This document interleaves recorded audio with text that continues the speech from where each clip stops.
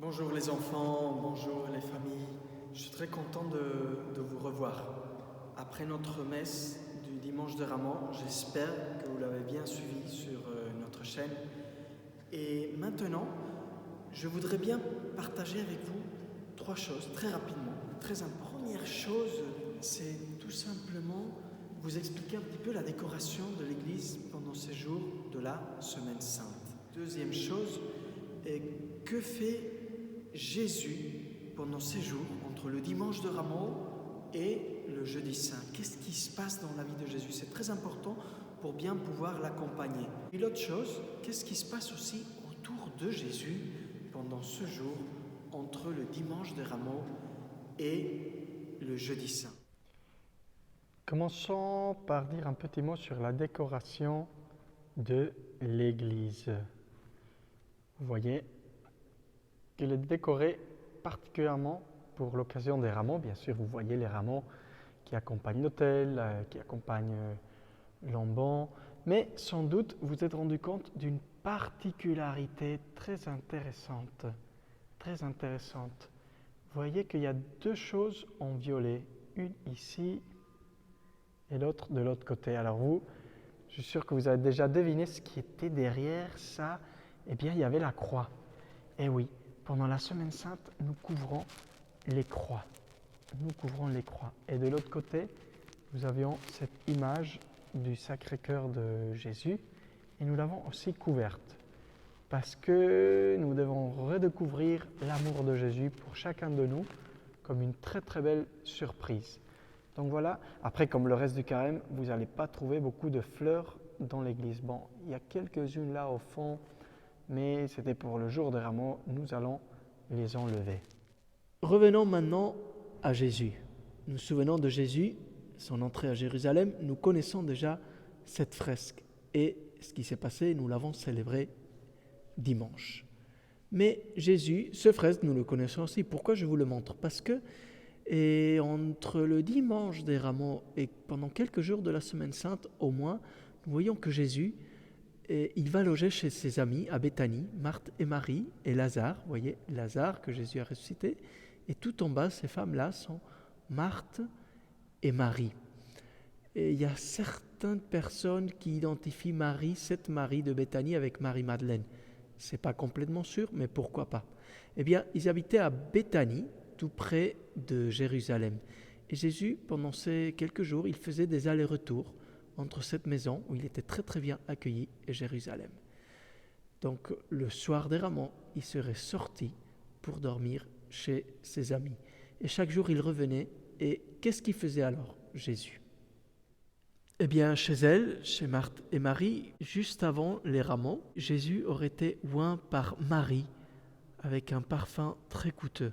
Et Jésus aurait dit, laissez-la faire parce qu'elle fait ça en préparation pour mon ensevelissement. Jésus a prophétisé sa mort. Mais après, il va passer du temps à Jérusalem, à enseigner à Jérusalem. Il y a un épisode très connu.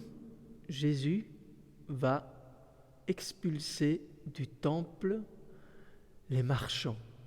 En effet, devant le temple de Jérusalem, il y avait énormément de marchands parce que les Juifs devaient acheter des animaux pour offrir en sacrifice. Donc il y avait des vendeurs de colombes, de veufs, des gens pour changer la monnaie.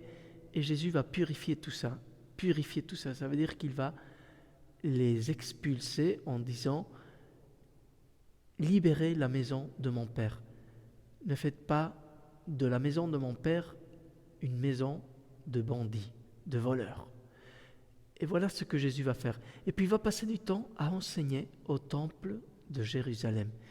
Il va beaucoup parler en parabole, il va beaucoup parler aussi de la fin des temps. C'est surtout Saint Matthieu, l'évangéliste Saint Matthieu, qui raconte beaucoup de ses enseignements. Donc Jésus enseigne beaucoup au temps de Jérusalem.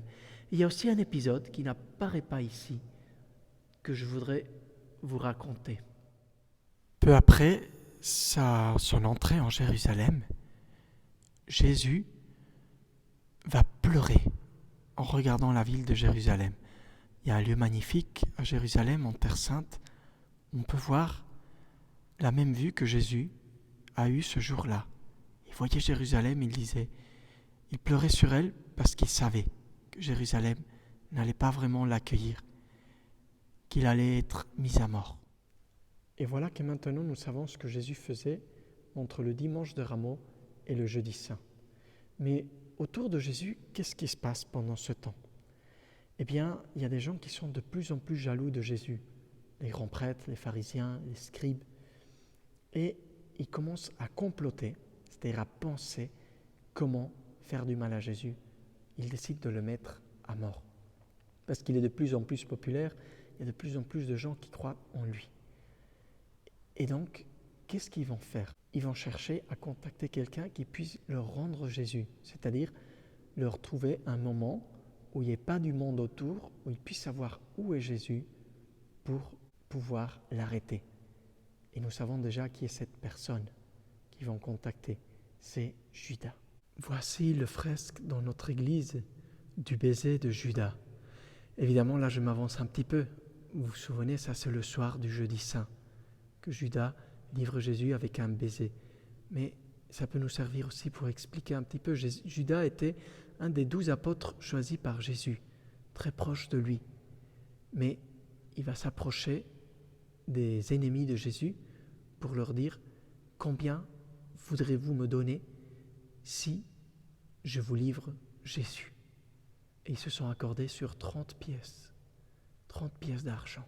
Entre le dimanche de Rameaux et le jeudi saint, les ennemis de Jésus ont préparé son arrestation. Voilà les enfants, maintenant nous savons ce qui se passe entre le dimanche de Rameaux et le jeudi saint, tout simplement. Je vous donne rendez-vous, c'est très important qu'on se revoie encore une fois pour bien préparer le jeudi saint. Donc nous allons préparer une autre petite vidéo aussi avec les fresques. D'ici là, vous pouvez regarder déjà, ça vous allez être très content, un épisode de Superbook, l'épisode numéro 10 de Superbook, de la première saison bien sûr. Ça s'appelle Un traître à table. Cet épisode, vous le regardez dès que vous pouvez. Vous pouvez dire à vos parents que c'est moi qui le demande, d'accord? Superbook, épisode 10, Un traître à table, très important. Et je vous attends avant le jeudi saint avec une prochaine vidéo qui nous aide à bien préparer le jeudi saint. D'ici là, je vous en supplie, accompagnez Jésus. De Semaine Sainte, il n'y en a qu'une dans l'année. Donc nous allons bien la profiter. Accompagnez Jésus par votre prière. C'est une semaine très importante dans sa vie et dans notre vie à nous, dans ta vie à toi. Que dans ta façon d'être à la maison, pas seulement de prier, de servir, etc., on voit que tu es en train d'accompagner Jésus. Je vous bénis au nom du Père et du Fils et du Saint-Esprit.